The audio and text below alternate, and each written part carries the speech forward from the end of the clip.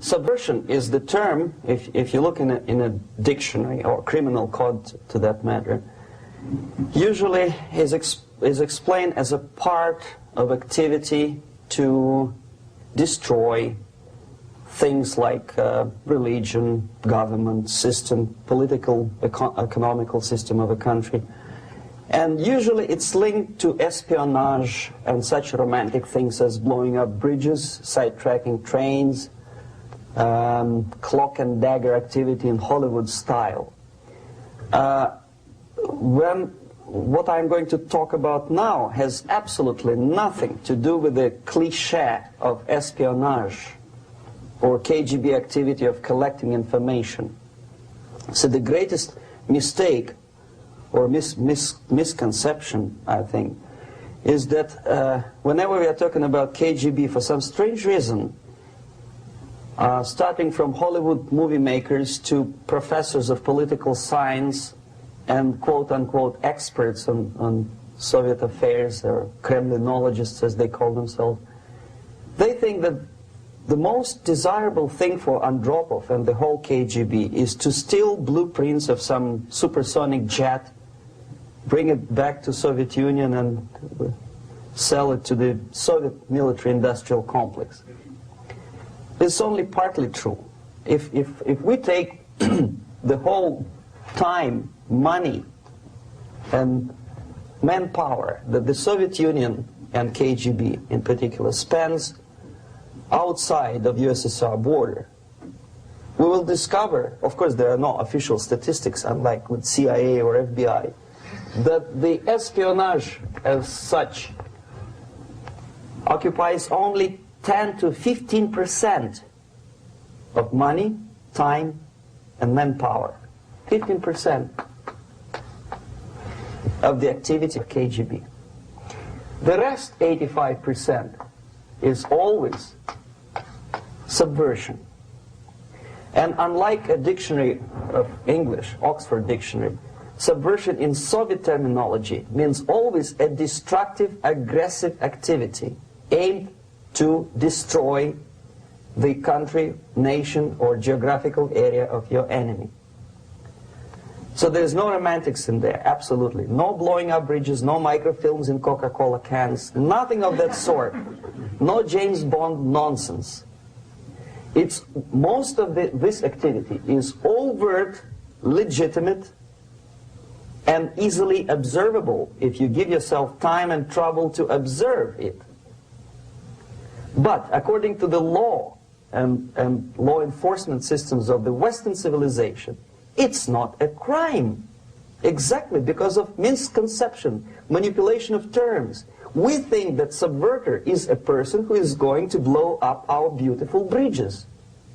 No. Subverter is a student who comes for exchange, a diplomat, an actor, an artist, a journalist like myself was 10 years ago. Now, subversion is an activity which is a two-way traffic. You cannot subvert an enemy which doesn't want to be subverted. If you know history of Japan, for example, before 20th century, Japan was a closed society. The moment a foreign boat comes to the shores of Japan, the Imperial Japanese Army politely tells them to get lost. And if American salesman comes to the shore of Japan, let's say 60 or 70 years from now back, and says, oh, I have a very beautiful vacuum cleaner for you, with the good financing, he says, please leave us, we don't need your vacuum cleaner. If they don't leave, they shoot them to preserve their culture, ideology, traditions, values intact. You were not able to subvert Japan. You cannot subvert Soviet Union because the borders are closed. The media is censored by the government. The population is controlled by the KGB and internal police. With all the beautiful glossy pictures of Time magazine and Magazine America, which is published by the American Embassy in Moscow, you cannot subvert Soviet citizens because the magazine never reaches Soviet citizens. It's collected from the newsstands and thrown to garbage can. Subversion can be only successful when the initiator, the actor, the agent of subversion has a responsive target. It's a two-way traffic. United States is a receptive target of subversion. There is no response similar to that one from United States to the Soviet Union. It stops halfway somewhere. It never reaches here. The theory of subversion goes all the way back 2,500 years ago. The first human being who formulated the tactics of subversion was a Chinese philosopher by the name of Sun Tzu.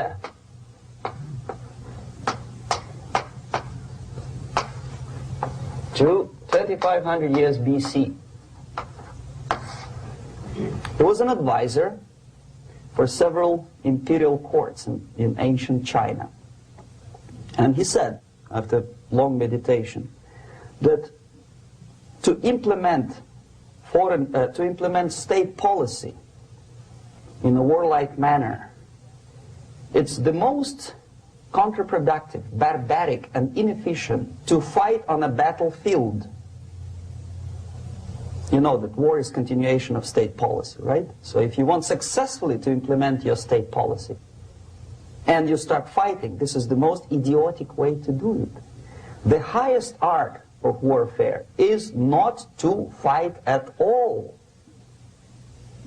but to subvert anything of value in the country of your enemy, until such time that the perception of reality of your enemy is screwed up to such an extent that he does not perceive you as an enemy, and that your system, your civilization, and your ambitions look to your enemy as an alternative, if not desirable, then at least feasible. Better red than dead. That's the ultimate purpose, the final stage of subversion, after which you can simply take your enemy without a single shot being fired, if the subversion is successful. This is basically what subversion is. As you see, not a single mentioning of blowing up bridges. Of course, Sun Tzu didn't know about blowing up bridges. Maybe there were not that many bridges at that time. But the basics of subversion is being taught to every student of KGB school in USSR and to officers of military academies. I'm not sure if the same author is included in the list of reading for American officers, to say nothing about ordinary students of political science.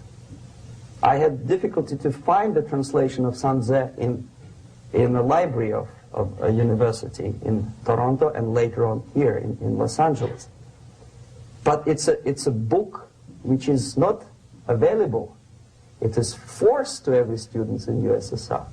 Every student who is taught to be dealing further in his future career with foreigners. What subversion is? Basically, it consists of 4 periods, time-wise. If we start from here and go this way, time, right? This is the beginning point. The first stage of subversion is the process which is called, basically, demoralization. It says for itself what it is.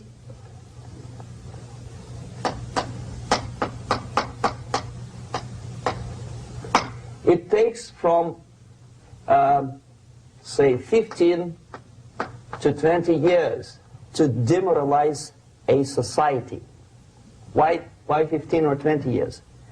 This is the time sufficient to educate one generation of students or children. One generation.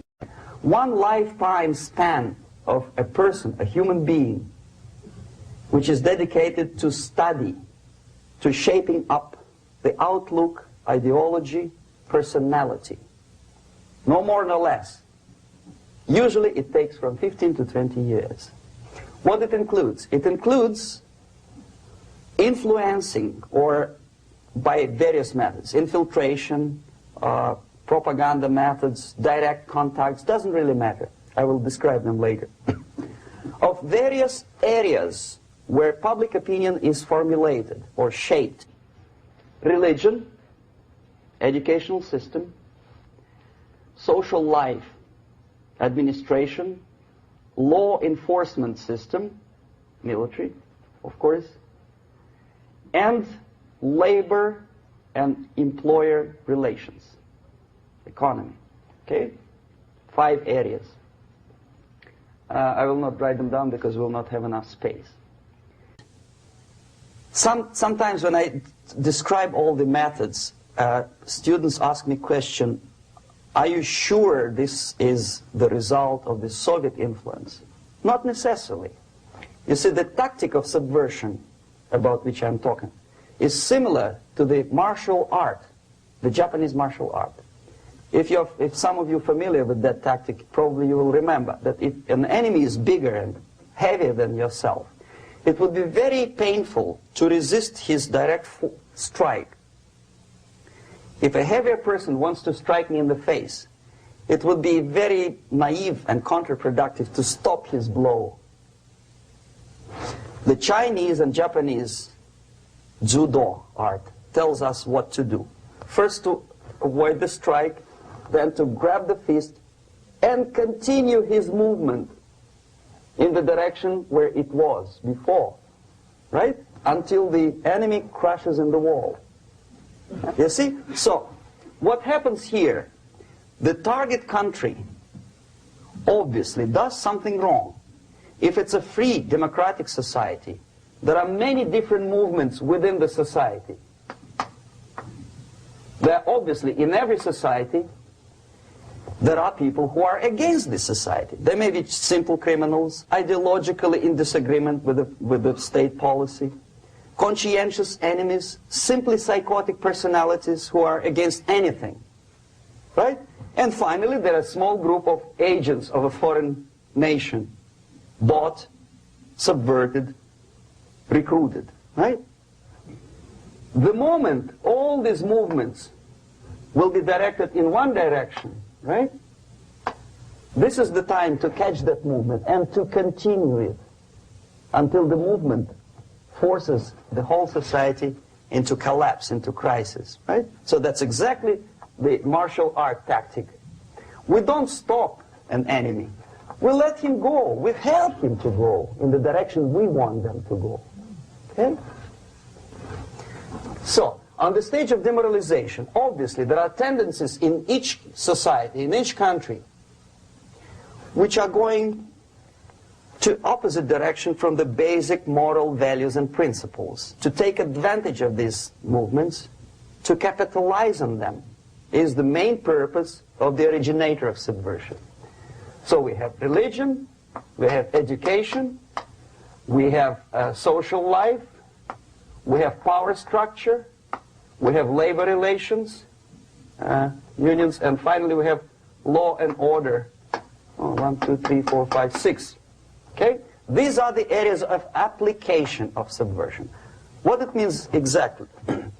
In case of religion, destroy it, ridicule it, replace it with various sects, cults, which bring people's attention, faith, whether it is naive, primitive, doesn't really matter. As long as the basically accepted religious dogma is being slowly eroded and taken away from the supreme purpose of religion, to keep people in touch with the supreme being, that serves the purpose. Therefore, replace accepted, respected religious organizations with fake organizations. Distract people's attention from the real faith and attract them to various different faiths. Education. Distract them from learning something which is constructive, pragmatic, efficient. Instead of mathematics, physics, foreign languages, chemistry, teach them history of urban warfare, natural food, home economy, your sexuality, anything, as long as it takes you away, okay, Social life. Replace traditionally established institutions and organizations with fake organizations. Take away the initiative from people. Take away the responsibility from naturally established links between individuals, group of individuals, and society at large, and replace them with artificially, bureaucratically controlled bodies. Instead of social life and friendship between neighbors, establish social workers institutions. They're people who are on payroll of whom? Society? No. Bureaucracy. The main concern of social workers is not your family, not you, not social relations between groups of people. The main concern is to get the paycheck from the government. What will be the result of their social work doesn't really matter. They can develop all kind of concepts to show to the government and to the people that they're useful. Okay. Away from the natural links. Power structure. Okay. The natural bodies of administration, which are traditionally either elected by people at large or appointed by elected leaders of society, are being actively substituted by artificial bodies. The bodies of people, groups of people, whom nobody elected. Never. As a matter of fact, most of the people don't like them at all, and yet they exist. One of such group is media. Who elected them? How come they have so much power? Almost monopolistic power on your mind. They can rape your mind. But who elected them? How come they have a nerve to decide what is good and what is bad for the elected by you, president, and his administration? Who the hell are they? Spiro Agnew, who was hated by the liberal left, called them a bunch of enfeebled snobs. And that's exactly what they are. They think they know. They don't. The level of mediocrity. In a big establishment like New York Times, Los Angeles Times, major television network, you don't have to be excellent journalist. You have to be exactly a mediocre journalist. That's easier to survive. There's no competition anymore. You have your good, nice income, $100,000 a year. That's it. Whether you are better or worse doesn't really matter anymore. As soon as you're smiling to the camera and do your job. That's it. No more competition.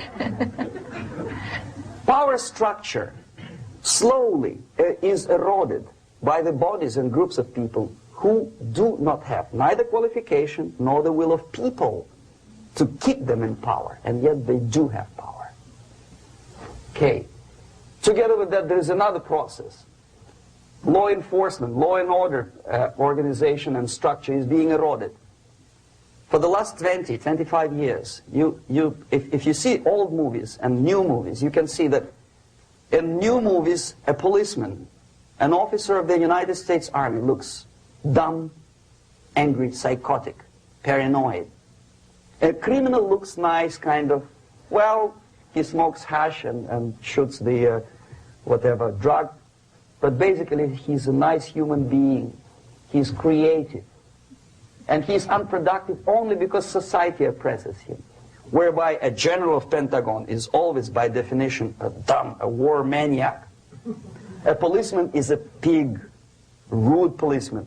He abuses his power. You know? A generalization like that. The hatred, the mistrust to the people who are supposed to protect you and enforce law and order. Moral relativity. The Angelo Buono process lasted 2 years in Los Angeles. And yet there are still some lawyers who say, look, he's a nice character, as a matter of fact. There was some witness who said, also a criminal, who said, well, he's a nice guy. I asked him one day to burn a house of my enemy, and he wouldn't do it. Nice fella. Erosion. A slow substitution of basic moral principles, whereby a criminal is not a criminal, actually. He's a defendant. Even if his guilt is proven, there is still a doubt. to kill or not to kill, to be or not to be. Thou shalt not kill, yes. But this line may not necessarily be applicable to a murderer. Thou shalt not murder. That should be the presumption, not that thou shalt not kill. Okay, labor relations. At this stage, within 15 to 20 years, we destroy the traditionally established links of bargaining between employer and employee. The classical Marxist-Leninist theory of natural exchange of goods. A person A has 5 sacks of grain and person B has 5 pairs of shoes. And the natural exchange without money is when they bargain between each other. And only with the introduction of the third force, C, an entirely third foreign stranger who says, no, don't give him 5 sacks of grain, give it to me, and you give me your 5 pairs of shoes, and I will distribute it accordingly, so that the economy will go. This is the death of natural exchange, and death of natural bargaining. Well, trade unions were established 100 years ago. The objective was to improve working conditions and to protect the rights of workers from those employers who were abusing their right because they had more money. Objectively, at that time, initially, the trade union movement did work. What we see now is that the bargaining process is no longer resulting in the compromise, which is leading objectively to betterment of working conditions and increase of salary. What we see is that after each prolonged strike, the workers lose. Even if they have 10% increase of their salaries, they cannot catch up due to inflation and due to missed time. More than that, millions of people suffer from that strike because economy now is interdependent. It's intertwined like one body. If previously steel workers, say 100 years ago, could strike and nobody would suffer, now it's impossible anymore. If a garbage collector strikes today, the rest of the multi-million city is stinking. I mean, there's no more service. In Quebec, for example, we had the electricians who were on strike in the middle of winter. You can freeze your bottom, and they still were on strike. Did they catch up with the salary? No, they lost. Who benefited? The leaders of trade unions. What is the motivation for strike? Improving of a workers' condition? No, obviously it's not. Then what is it? Ideology. To prove to these capitalists. And the obedient horde of workers, like sheep, follow these people. And they cannot disobey. Why? Because if they do, you know what happens to them. Pickets, murders, shooting truck drivers by picketers. In Montreal, for example, I saw with my own eyes when I was correspondent of CBC International, Canadian Broadcasting Corporation, when the workers of aircraft factory destroyed computers and the equipment in the factory. And the administration employed strike breakers. Their cars were turned upside down and burned. Their houses were burned. Their kids were intimidated. And some victims were there. Of that you can be sure. Why? To improve conditions of workers? No. Ideology. Okay, so this is what happens basically. It may or may not happen without the help of the Soviet Union. But the natural tendencies are being greatly taken advantage of and capitalized by the Soviet propaganda systems. How? Whenever trade union strikes, we have influx of propaganda, mass media, ideological dissemination. The workers' right, and we repeat it like parrots. Yes, workers' right. Whose rights? Workers? No. The only freedom of worker to sell his labor according to his own desire and will is taken away from him. By whom? By trade union boss. Unlimited power is given. Responsibility. I want to sell my labor not for $2.50 an hour, but for $2. I don't have right. My freedom is denied to me. I know that if I sell my work for $2 an hour, not for $3 an hour, I will compete better with the other guy who is lazy and more greedy. I don't need $3. I need only $2. No, I was made to believe by media, by business, by advertising agencies that I need more and more and more. Have you ever heard any advertising on TV to consume less? No. No way. Whether you need a six-cylinder car or not, you have to buy it. And hurry up. When I was driving here on the local radio station, an excited announcer said, "You hurry up, rush and save, save, save. There is a pantyhose sale." Save by buying more. See? Of course. It would be too naive to expect that KGB makes that advertising agency to do such a crazy commercial. No, of course not.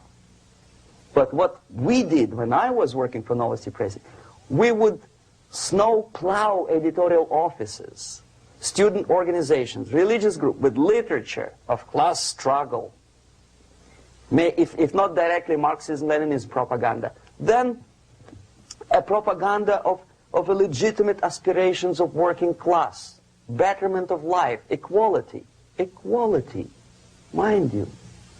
President Kennedy once said, we will make America to believe that people are born equal.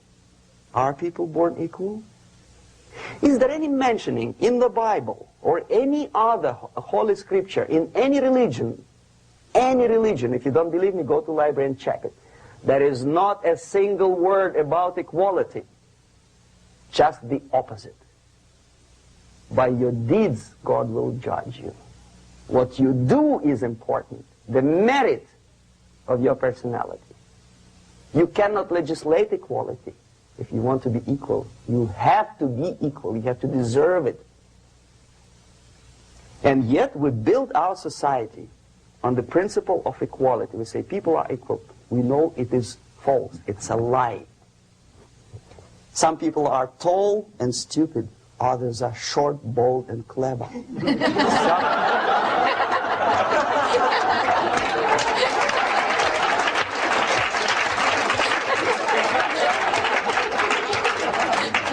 If we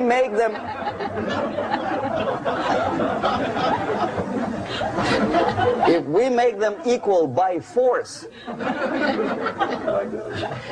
if we put the principle of equality in the basis of our socio-political structure, it's the same thing as building a house on sand.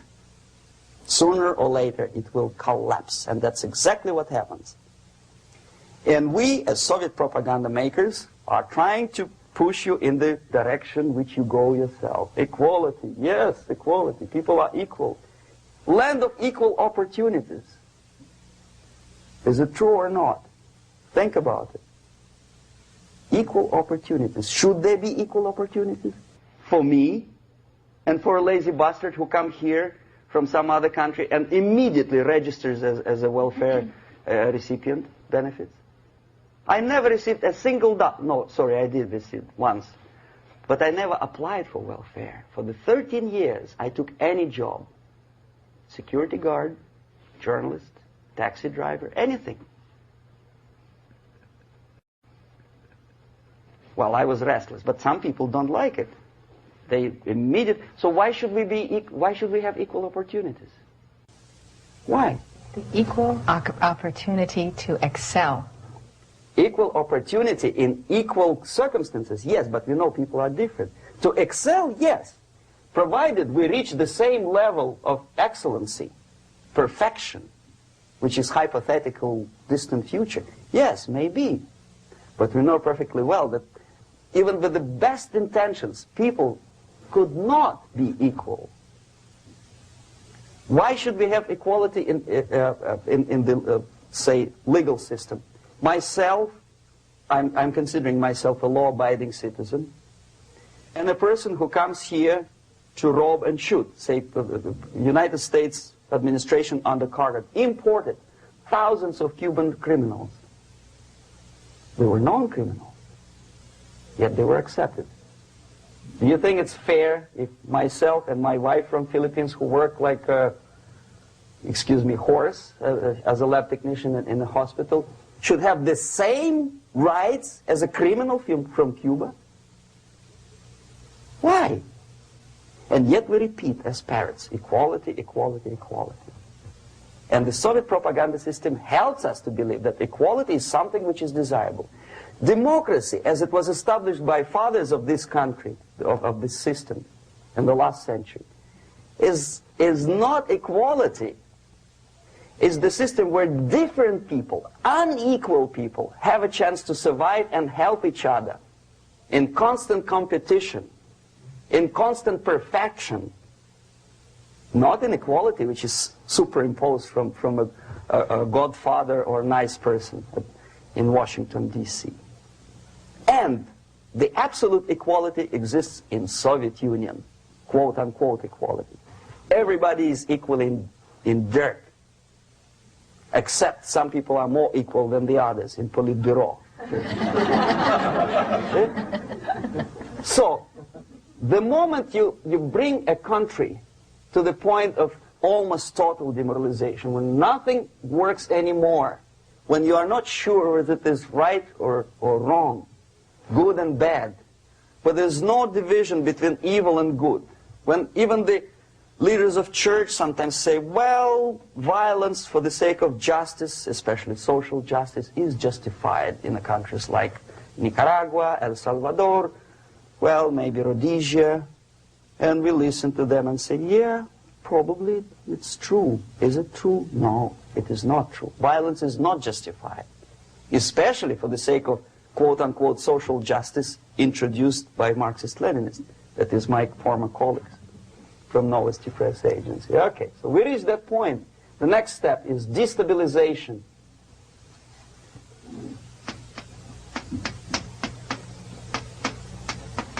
Again, this word says for itself what it is. To destabilize all the relations, all the accepted institutions and organizations in a country of your enemy. How you do it? You don't have to send a battalion of KGB agents to blow up bridges. No. You let them do it themselves. The area of application is, again, it's narrower now. Not like the previous case. The overt legitimate actions of the KGB in this case would be hardly noticeable. There is no crime if a professor who recently went to USSR introduces a course of Marxism-Leninism in a Californian college, for example. Nobody is going to come to his doorstep and say, okay, mister, come, you are under arrest. No, it's not a crime. It's not even considered a moral crime against your country. So the area of application here is narrowing down to economy, again labor relations, right? To law and order, plus military. And economy, law and order. Yes, and again the media, but wider scope, little bit different. I'll explain it later. Okay, basically 3 areas. Economy. The radicalization of bargaining process. If on that stage we still could achieve, theoretically, some positive compromise between the negotiating sides with say, arbitrary, introduction of arbitrary judges, a third side, objectively judging the demands of both sides. Here it's radicalization. On the stage of destabilization, we cannot come to compromise even within a family. The husband and wife couldn't figure out which is better. Husband wants his kids to eat at the table, and wife wants him, a child, to roam around the room and drop food all over the floor. They cannot come to compromise unless they start a fight. It's impossible to reach a compromise, constructive compromise, between neighbors. Some people say, I don't like you to watering your lawn at that time because exactly at that time I'm walking my dog and he's getting nervous. He cannot pass his bowels, you know. So they cannot compromise. They go to a civil court or something like that. Radicalization of human relations. No more compromise. Fight, fight, fight. The normal, traditionally accepted relations are destabilized. The relations between teachers and students in schools and colleges. Fight. The relations between, in economical sphere, between laborers and employers are further radicalized. No more acceptance of the legitimacy of demands of workers. Unlike Japanese, with the theory Z, if you ever heard about it, where the workers are involved in decision-making process, therefore they don't have moral incentive to fight their bosses. In the United States, it's just the opposite. The harder is the fight, the better. The more heroic they look. When the Greyhound network was on strike recently, the correspondents of local TV networks all over the United States were approaching these strikers, and they say, oh yes, we are doing something nice. They look like heroes, and they were proud. There was some family, the husband was bus driver. Now they decided in a protest against the bosses to camp somewhere in the forest. And they were presented to the audience as a heroic, nice people. You see? The violent clashes between passengers, picketers, and the strikers are presented as something normal. 10, 15, 20 years ago, we would be angry, say, why so much hatred? Today we are not. We say, well, commonplace. Radicalization, militarization sometimes. As I explained on that stage, I took a step a little bit further. Shooting people. Okay, law and order now also is pushed into the area where previously people settled their differences peacefully and legitimately. Now we are getting with this court cases in the smallest irrelevant cases. We cannot solve our problems anymore. The society at large becomes more and more antagonistic between individuals, between groups of individuals, and the society at large. The media puts himself in the opposition to the society in general, at large. Separate, alienated. Okay? On that stage, you remember I was talking a couple of hours ago about the sleepers. That's when the students from, say, United States, if they are trained in Lumumba University, or developing nations, that's the students I was dealing with, are being sent back from the Soviet Union here. Or if they were already in the United States, in the country which is the object of subversion, they spring to action. The sleepers go up. They slept for 15 to 20 years. Now they become leaders of groups, preachers, I don't know, public figures. Prominently they actively include themselves in a political process. All of a sudden we see a homosexual. 15 years ago he did his dirty job and nobody cared. Now he makes it a political issue. He demands recognition, respect, human rights, and he rallies a large group of people. And there are violent clashes between him and police, his group and ordinary people, no matter what. It's black against white, yellows against green, doesn't matter where the division line goes. As long as this group come into antagonistic clash, sometimes militantly, sometimes with firearms, that is destabilization process. The sleepers, many of whom are simply KGB agents, become leaders of the process of destabilization. Doesn't mean that Comrade Andropov sends Comrade Ivanov to the United States. The person who takes care is already here. He is a respected citizen of the United States. Sometimes he gets money from various foundations for his legitimate struggle for, I don't know, human rights, women's rights, kid lib, prison lib, whatever. There are sympathetic Americans who donate their money to him. Destabilization process usually leads directly to the process of crisis. In case of developing nations, that's the area where I was active. The process starts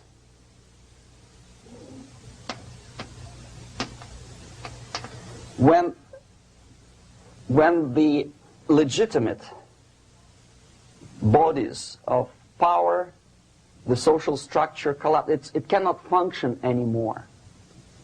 So instead, we have artificial body injected into society, such as non-elected committees. You remember I was talking about them here. Social workers who are not elected by people, media who are self-appointed rulers of your opinion, some strange groups which claim that they know how to lead society forward. They don't usually. All they care is how to collect donations and sell their own concocted ideology, mixture of religion and ideology. Here, we have all this artificial body claiming power. If the power is denied to them, they take it by force. In case of Iran, for example, all of a sudden we have revolutionary committees. What kind of revolution? There was no revolution yet, and yet they had the committees. They were taking power of judgment. They had the power of execution, they had the power of legislation, and that they had the power of judicial. All of them combined in one person, who is half-baked intellectual, sometimes graduated from Harvard University or Berkeley. He comes back to his country and he thinks that he knows the answer to all the social, economical problems. Okay? Crisis is when society cannot function any more productively. It collapses, obviously. That's the word for crisis. So therefore, the population at large is looking for a savior. The religious groups are expecting a messiah to come. The workers say, we have family to feed. Let's have a strong government, maybe socialist government, centralized. When somebody put the employers on their place and let us work. We are sick and tired of going to strike and missing overtime and all that stuff. We need some strong man, strong government, a leader, a savior is needed. Population is sick and tired already. And here we are. We have a savior. Either a foreign nation comes in, or the local group of leftists, Marxists, no matter what they call themselves, Sandinista, a reverend or some sort, Bishop Muzureva, like in Zimbabwe, doesn't matter. A savior comes and says, I will lead you. So we have two alternatives here. Civil war and invasion. Okay? See how it goes? Civil war, we know what it is. Lebanon is the best example. The civil war, which was artificially implanted in Lebanon by injection of force of PLO, Palestinian Liberation Organization. Invasion we have in many other countries like Afghanistan, name any East European country, it was invaded by the Soviet army. But the result is the same. The next stage is normalization. Normalization is a very ironic word, of course. It is borrowed from 1968 situation in Czechoslovakia, when the Soviet propaganda, and after them New York Times, declared the country is normalized. The tanks moved into Prague, so there's no more Prague Spring, there's no more violence. Normalization. At that stage, the self-appointed rulers of the society don't need any revolution anymore. They don't need any radicalism anymore. So this is the reverse from destabilization. Basically, it is stabilizing the country by force. So all the sleepers and activists and social workers and liberals and homosexuals and professors and Marxists and Leninists are being eliminated. physically sometimes. They've done their job already. Okay? They are not needed anymore. The new rulers need stability to exploit the nation, to exploit the country, to take advantages of the victory. Okay? So no more revolutionaries, please. And that's exactly what happens in a number of countries. You remember Bangladesh? This is the crisis in which I was instrumental. First they had Mujibur Rahman. In 1971, he was the leader of People's Party, Awami League, with mustache like Stalin. He was in Russia many times. In 5 years, he was shot by his former colleagues, Marxists. He fulfilled his function. In Afghanistan, it happened 3 times. First there was Taraki, then there was Amin, now there's Babrak Karmal. They killed each other successively, one after another. The moment he fulfills his duty, the first one demoralized country, the second destabilized, the third one brought it to crisis. Goodbye, comrades. Babrak Karmal comes from Moscow and put into the seat of power. Same thing happened in Grenada recently. Maurice Bishop, Marxist, was killed by Austin, what's his name, General something, who was also a Marxist. Right? So no more revolutions, please. Normalization now. From now on, no more strikes, no more homosexuals, no more women lib, no more kid lib, no more lib, period. A good, solid, democratic, proletarian freedom. That's it. Now, to reverse this process takes enormous effort. When today, United States had to invade Grenada to reverse the process of subversion. Some people say, boy, this is not good, it's not kosher to invade the beautiful country, island of Grenada. Well, why didn't you stop the process here, when Grenada was just approached by leftists? Why not to prevent Maurice Bishop to come in power in the first place? Did Grenadians want him? Very questionable. They didn't know who was Maurice Bishop in the first place. He came to power by coup d'etat himself. Okay? No, we let the situation develop further and further and further until the crisis and normalization very soon. And then the United States decided to invade country, discovering that the country was absolutely a military base for the Soviet Union. Of course it's a drastic measure. Of course it's a pity that Marine Corps had to lose, what, 17 lives.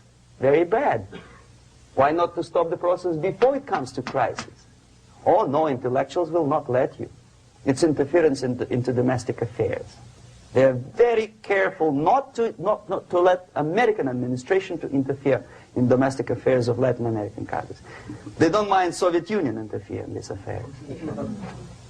Okay. So to reverse this process, from here, it takes only and always military force. No other force on earth can reverse this process at this point. At this point, it does not take military invasion of the United States Army. It takes strong action, like in Chile. A CIA covert involvement to prevent the savior from outside to come into power and to stabilize country before it erupts into civil war. Okay? Support the right-wing conservative forces. By money, by crooks or love, doesn't matter. Stabilize the country. Don't let the crisis develop into civil war or invasion. Oh no, your liberals will say it's against the law. The Congress will not appropriate money for covert actions of CIA. Why not? Should we wait till the normalization come and Soviet tanks land in Los Angeles airport? Now, at that point, at the point of destabilization, also the process could be reversed. Again, easily than this. No CIA involvement at this point. You know what it takes here? Restriction of some liberties for small groups which are self-declared enemies of the society. As simple as that. Oh no, the media and liberals will tell you this is against the American Constitution. How can we, by force, deny the civil rights to criminals, for example? It's not good. Okay? So we allow them to. Okay, if you allow the criminals to have civil rights, go on and bring the country to the crisis. This is a bloodless way to do. Curb the rights. I mean, not to put them in prison. No, I'm not talking about putting all the gays from San Francisco in the concentration camp. Do not allow them to take political force. Do not elect them to the seats of power, whether it is municipality level, state level, or federal level. It has to be beaten in the heads of American voters that a person like that in the seats of power is an enemy. Do not be afraid of this word. It is an enemy. If he is not an enemy here, he will be here. Later on, he will be shot, of course. But at this point, he is an enemy. Okay? You are doing great service by denying him a right to capitalize on his own crazy ideas and become a powerful man, a man who uses the seat of power. Restriction of certain freedoms and permissiveness at that point would prevent sliding into crisis and probably will return the process of destabilization.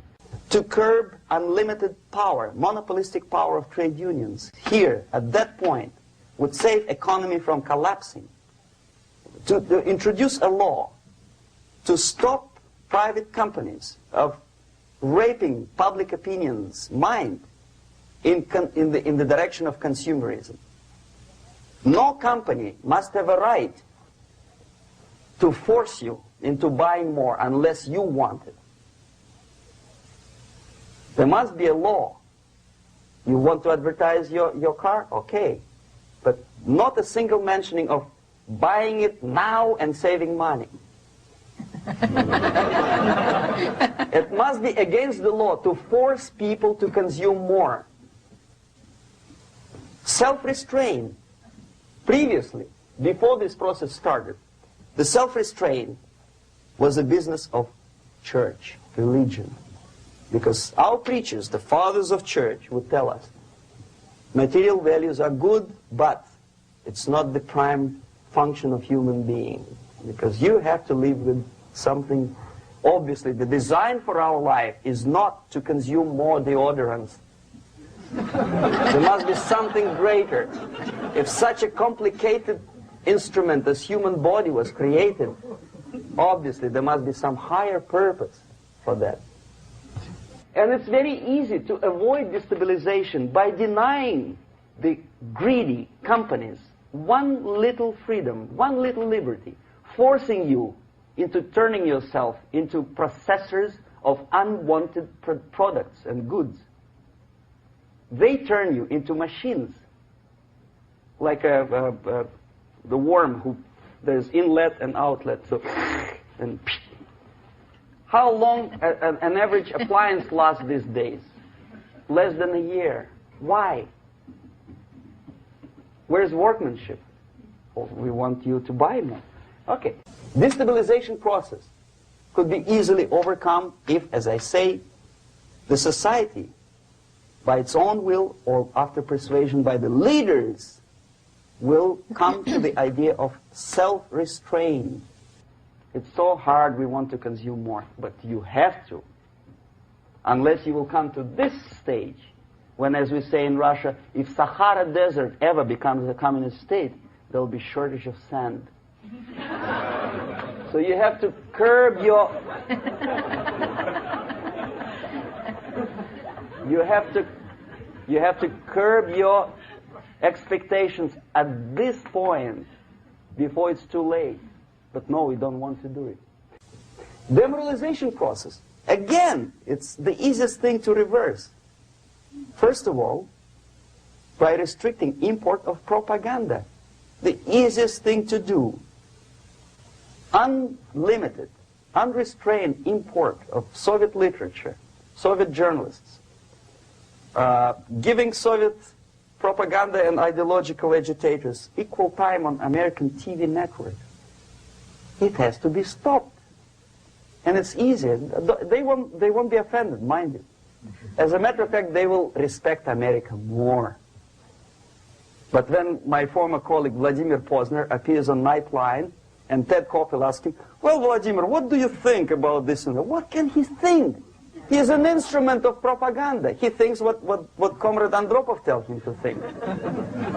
He is just a nice, articulate mouthpiece of the Soviet subversion system. And Ted Koppel makes you believe that my friend Vladimir Posner thinks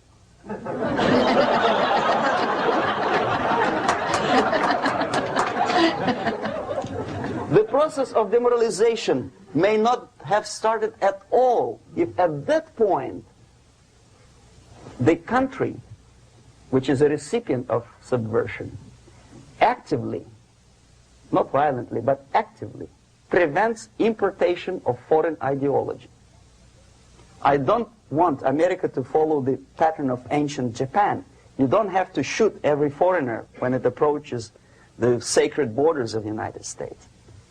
But when he offers you a junk in the disguise of very shiny something, you have to tell him, no, we have our own junk.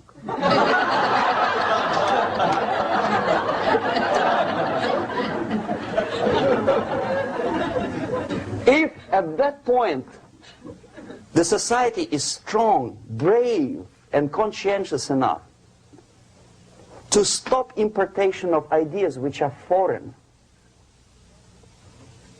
then the whole chain of events could be prevented. Recently I've been to Philippines, and I was shocked how in big cities like Manila, children listen to deafening music.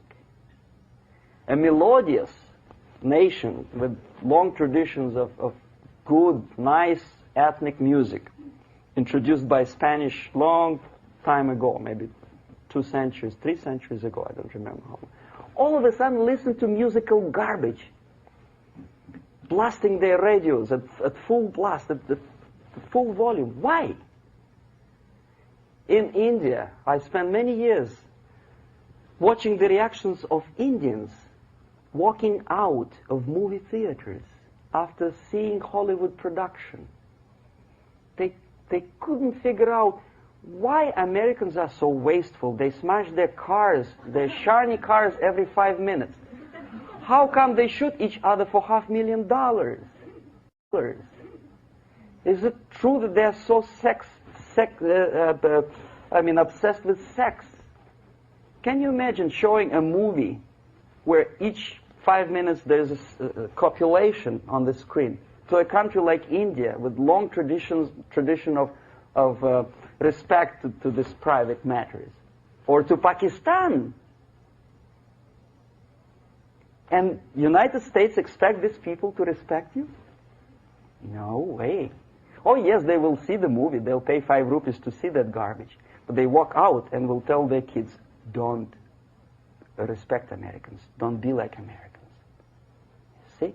So, the process of demoralization could be stopped right here, both as an expert and as an import. And that takes one step, one very important thing to do. You don't have to expel all the KGB agents from Washington, D.C.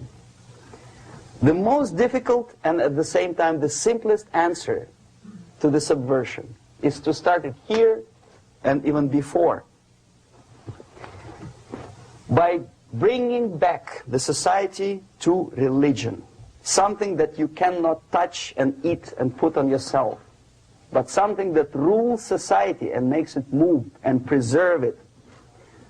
A Soviet scientist, Shafarevich, who has nothing to do with religion, he is a computer scientist, did a very intensive research on the history of socialist countries.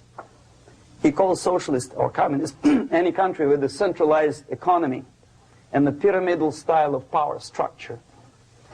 And he discovered, actually he didn't discover it, he just brought to attention of his readers, that civilizations like Mohenjo-Daro in the river Indus area, like Egypt, like Maya, Incas, like Babylonian culture, collapsed and disappeared from the surface of Earth.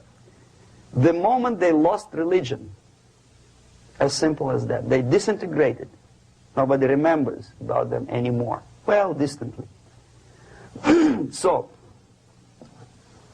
the ideas are moving society and keeping mankind as a society of human beings, intelligent, moral agents of God. The facts, the truth, the exact knowledge may not. All the sophisticated technology and computers will not prevent society from disintegrating and eventually dying out. Have you ever met a person who would sacrifice his life, freedom, for the truth like that? This is truth. I never met a person who said, this is truth and I'm ready to shoot me. To defend the truth. Right? But millions sacrifice their life, freedom, comfort, everything for things like God, like Jesus Christ. It's an honor. Some martyrs in the Soviet concentration camp died. And they died in peace, unlike those who shouted, "Long live Stalin," knowing perfectly well that he may not live long. Something which is not material moves society and helps it to survive. And the other way around. The moment we turn into 2 by 2 is 4 and make it a guiding principle of our life, our existence, we die. Even though this is true, and this we cannot prove. We only can feel and have faith in it. So the answer to ideological subversion, strangely enough, is very simple. You don't have to shoot people, you don't have to aim missiles and Pershings and cruise missiles at Andropov's headquarters. You simply have to have faith and prevent subversion. In other words, not to be a victim of subversion. Don't try to be a person who in judo is trying to smash your enemy and being caught by your hand. Don't strike like that. Strike with the power of your spirit and moral superiority. If you don't have that power, it's high time to develop it. And that's the only answer. That's it. Thank you.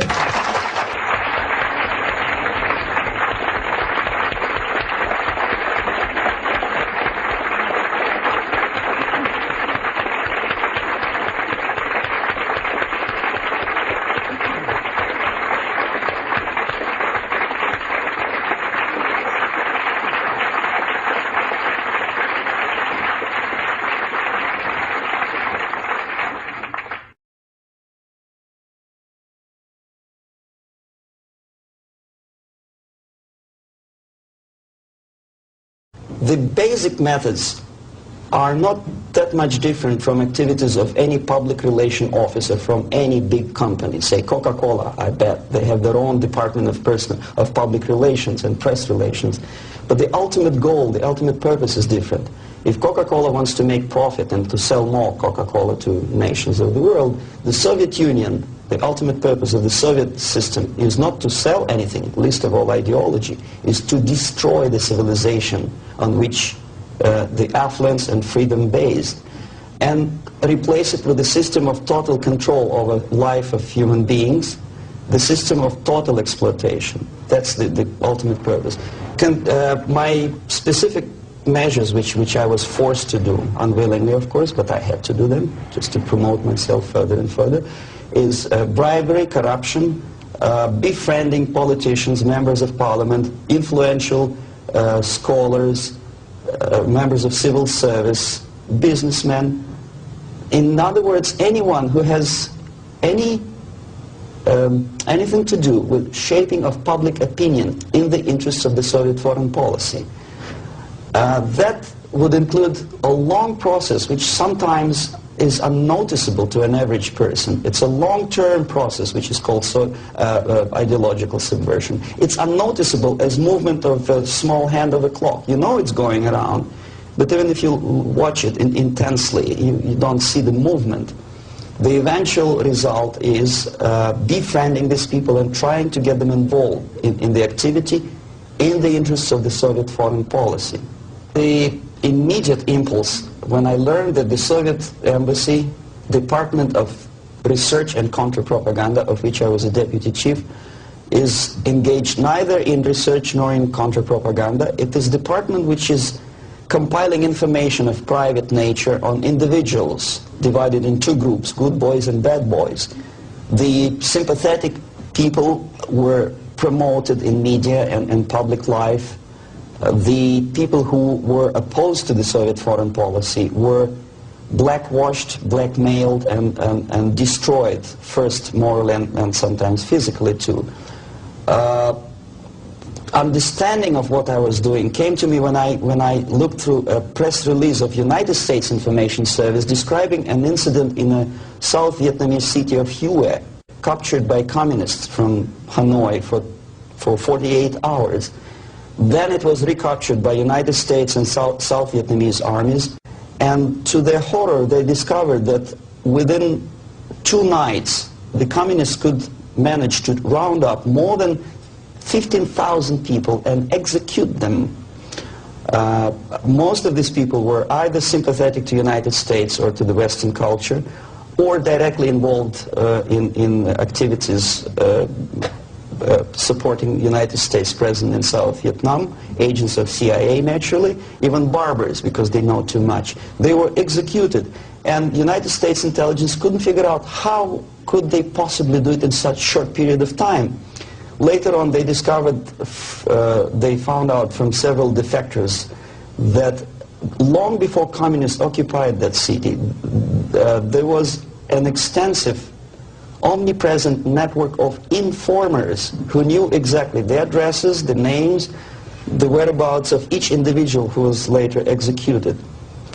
When I turned to my own files, I discovered that basically that information exists in my department. So it doesn't take much intelligence to understand what I was doing in India. I was compiling information. Comes revolution, these people would be executed. Indirectly, I was involved in a criminal activity, in mass murder.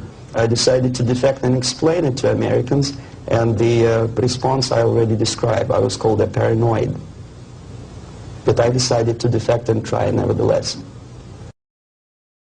There's another long story. It's virtually impossible to defect in India simply because Indian government, under pressure from the Soviet government, if you can call them government, I don't call them government, I call them junta.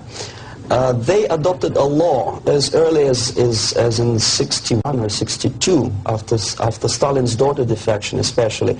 That law states that no embassy, no foreign legation on the territory of Indian Republic has the right to extend political asylum to any defector from any country, which is it's a masterpiece of hypocrisy. No other defector but a Soviet one needs a political asylum. If you are a Canadian or American, if you want to be nasty to your own government, the maximum you can do is just to pick up a phone and make a dirty phone call to your ambassador. Buy yourself a ticket and get lost. What happens to a Soviet defector under that law? If I knock a door of United States Embassy, by that law, the American diplomats have to turn me back to the Indian police, and Indian police takes me directly back to the Soviet embassy. And that's the end of my defection. So knowing that perfectly well, and having contacts both with Indian police and American media corps, I understood that the only way for me was to disappear for a while, and the best way I discovered was to mix with a group of hippies. Mind you, that was the time I was 13 years younger, so I looked slightly different, of course.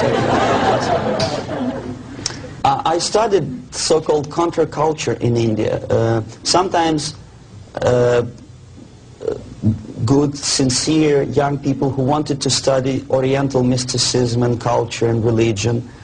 But most of them were simply easygoing individuals who were delighted with exotic life and the easiness with which they can purchase hashish and other drugs in India. And sometimes they traveled Indian subcontinent without any identification papers. So the best way to escape detection was to mix with the group of hippies and travel in India until the campaign in the media and in the police search will subside. All the newspapers in India carried my picture and announcement of the police that anyone coming forward with information about my whereabouts would receive 5,000 or 2,000 rupees. Knowing that perfectly well, I just walked India barefoot with beads and blue jeans, smoking hash and enjoying life.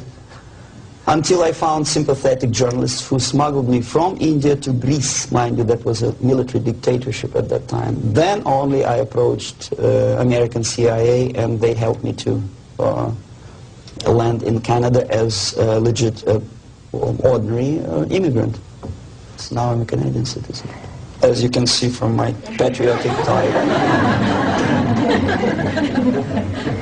Canada is a kind of middle of the road country where there are so many various ethnic groups that another strange character who speaks both Russian and English and two Oriental languages, I didn't have any problem fitting into academic circles, and first being just a student at the University of Toronto, and later a producer with the Canadian Broadcasting Corporation.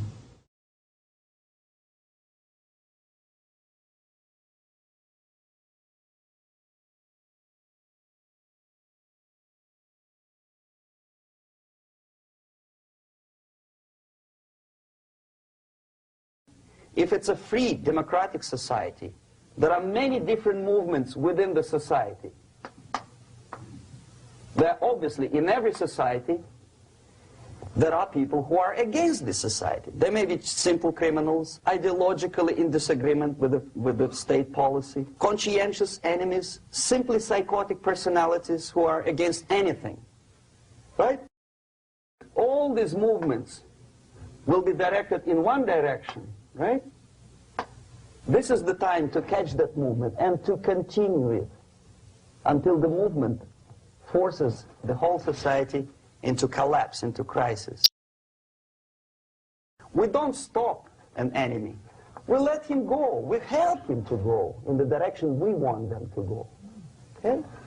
Obviously, there are tendencies in each society, in each country, which are going to opposite direction from the basic moral values and principles. To take advantage of these movements, to capitalize on them, is the main purpose of the originator of subversion. So we have religion, we have education, we have social life, we have power structure, we have labor relations, unions, and finally we have law and order. 1, 2, 3, 4, 5, 6. Okay? These are the areas of application of subversion. What it means exactly? In case of religion, destroy it, ridicule it, replace it with various sects, cults, which bring people's attention, faith, whether it is naive, primitive, doesn't really matter. As long as the basically accepted religious dogma is being slowly eroded. Education. Distract them from learning something which is constructive, pragmatic. Teach them history of urban warfare, natural food, home economy, your sexuality, anything, as long as it takes you away. Okay? Social life. Replace traditionally established institutions and organizations with fake organizations. Take away the initiative from people. Take away the responsibility. Power structure. Okay, the natural bodies of administration, which are traditionally either elected by people at large or appointed by elected leaders of society, are being actively substituted by artificial bodies the bodies of people, groups of people, whom nobody elected. Never. As a matter of fact, most of the people don't like them at all, and yet they exist.